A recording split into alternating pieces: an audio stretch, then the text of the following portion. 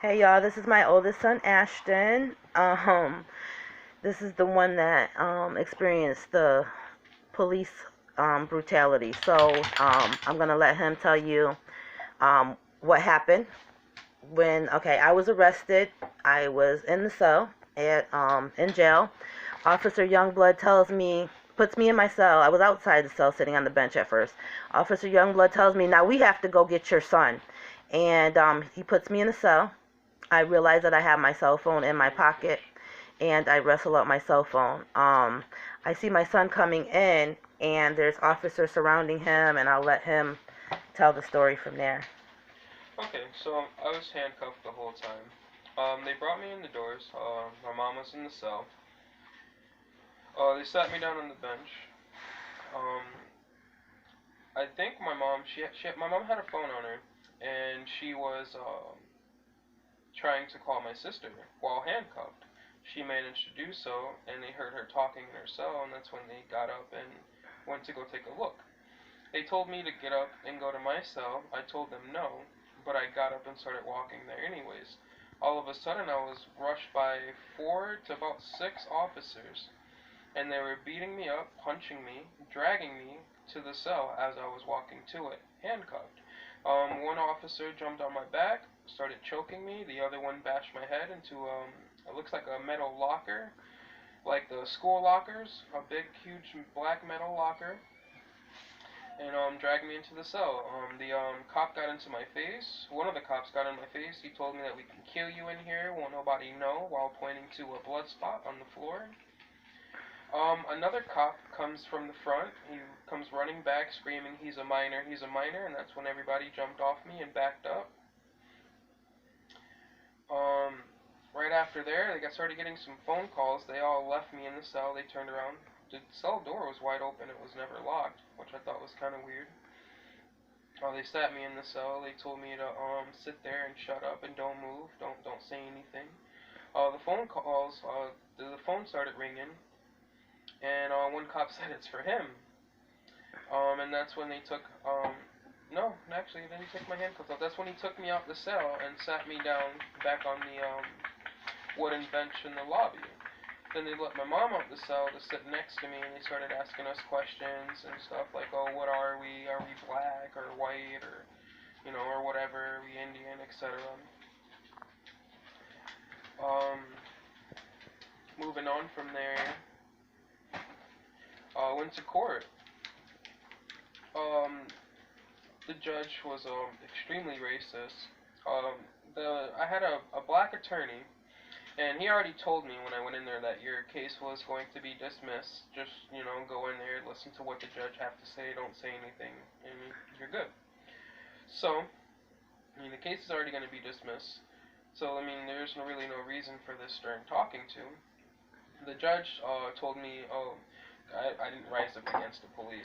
He told me, oh, I see all these videos around here, people rising up against the police, and you're probably watching them too. We don't rise up against the police around here. He told me to smile. I'm already missing a tooth. So when I smiled, he kind of laughed and looked me in my face and said, oh, you're lucky to have all your teeth. He said, next time you rise up against the police, the cops, they're going to kick your teeth in. Um, we don't do that around here, etc., etc. He said something about don't buy into the media Kool-Aid. It's all a something or whatever he said. Moving on from there, what are we moving on to? Let's see. Let's have you talk about your concerns for your brother and sister. Oh, yeah. Well, concerns about them and what I've been through. Um, growing up with him, wasn't nice. Never had anything. My mom, made sure that we had everything that we needed, but he wouldn't provide. He wouldn't buy clothes, shoes, food, school supplies. You name it. He wouldn't pay for my schooling growing up. Um, I'm concerned for them because I'm pretty sure they're not getting taken care of. He's a vegetarian from India. He doesn't eat meat. He doesn't know how to cook, or to feed them.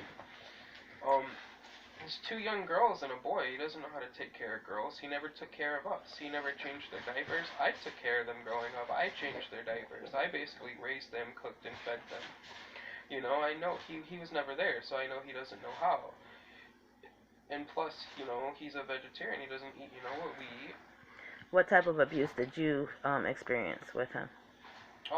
Physical, mental, sexual abuse. He touched me when I was younger.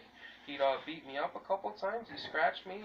You guys, you know, used to argue. I'd jump in and try to break it up, and then I started getting wailed on, So, scratched and stuff. so you witnessed him abusing me? Yeah, multiple times. Yeah, absolutely. What happened when I tried to report the abuse that happened? Anytime I tried to report the abuse that happened. Well, in Alabama, no one would do anything about it. They told you that you would get held responsible for the abuse too, which makes absolutely no sense when you're trying to reach out and get help. Shortly after that, you know, we decided to leave. Like, how are you gonna hold me responsible for, you know, trying to reach out and get help when I had nothing to do with this? Like, you didn't do anything wrong, so how would you be held responsible? What do you think Shaylish's reasons for doing all of this? I don't know. Yeah, I mean, I don't know. Why would you want to do all this? You know what I mean? Like, why would you take my brothers and sisters away from a good mother for absolutely no reason? Just because you won custody in a default divorce that we were never present for. I mean, it makes no sense, and it also makes no sense how we can't get any help on it when we did nothing wrong. Your parental rights were never taken away from you. You did absolutely nothing wrong. So, I don't know. I don't get it. Would you say I was a good mom under the circumstances? The greatest mom. I mean, even when we had the children, we were the greatest. We always, you know, were doing stuff and did things. So, yeah, we always had. When we were with him, we never had. What would you like to be the outcome, see the outcome of this? What? I want my brothers and sisters back. I mean, he doesn't want them. I'm pretty sure he's not taking care of them. He doesn't know how to take care of them. I mean, he was never there. Are you afraid that they're going through some of the same abuses that you might have went through? Yeah, absolutely. I mean, I'm pretty sure he's not treating them all golden because he didn't care then, so why does he care now? All right, thank you, Ashton, for sharing your story. And everybody out there, what do you want everybody out there to know? Or I mean, everything we're telling you is true. and I just want help. I don't get why no one's not helping. I mean, we never did anything wrong. Would you think that it was racism? That it's racism? Absolutely. I mean, up north, we all love each other, so. True.